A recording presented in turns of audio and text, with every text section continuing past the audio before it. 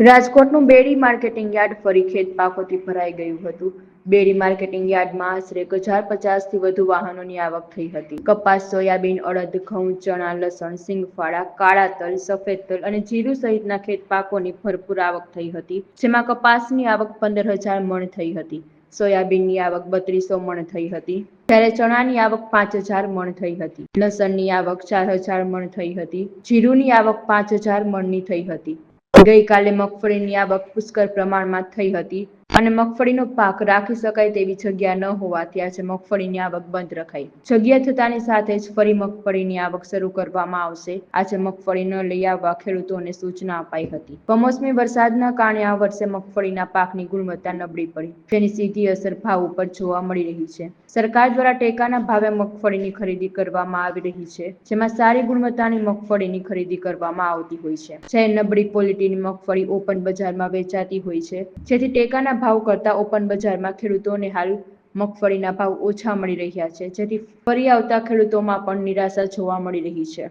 ગઈકાલે રવિવારે રાજકોટ માર્કેટિંગ યાર્ડમાં મગફળી તેમજ કપાસ અને બધી જણસીની ઉતરાઈ કરવામાં આવી હતી. મગફળી 2 લાખ મણની ઉપરની આવક થઈ છે. કપાસ 16,000 મણ, સોયાબીન 6,500 મણ, આવી રીતે બધી જણસીઓ પુષ્કળ પ્રમાણમાં આવી છે. આશરે 1300થી 1400 જેટલા વાહનો સૌરાષ્ટ્રના અલગ અલગ ગામોમાંથી આવેલા અને ખેડૂતો રાજકોટ યાર્ડમાં પોતાનો માલ સુરક્ષિત રહે એ રીતે ઉતરાઈ કરી અને કાલે ઉતારવામાં આવ્યો હતો.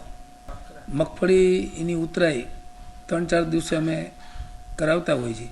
મગફળીની પુષ્કળ આવક હોય એટલા માટે જે વધુ આવક થઈ ગઈ હોય એટલે એની 3થી 4 દિવસ માટે જ્યાં સુધી એનું વેચાણ ન થાય ત્યાં સુધી જગ્યા ઉપલબ્ધ ન હોય, તેથી અમે આવક બંધ કરતા હોઈએ. ભાવ ટેકાના ભાવમાં પણ સરકાર દ્વારા ખરીદી ચાલુ છે અને એમના કારણે બજારમાં પણ મગફળીમાં ભાવમાં સુધારો થયો છે. એના કારણે 1300, 1350 સુધીના ભાવ ઓપન બજારમાં આવે છે. મગફળીની ગુણવત્તા પ્રમાણમાં ભાવ દિવસે ને દિવસે ટેકાના ભાવને આધારે સરકાર ખરીદી કરતી હોય ઊંચા ભાવથી, એટલે ખુલ્લા બજારમાં પણ વેપારીઓ સારો માલ સારો ભાવ આપી અને ખરીદી કરે છે.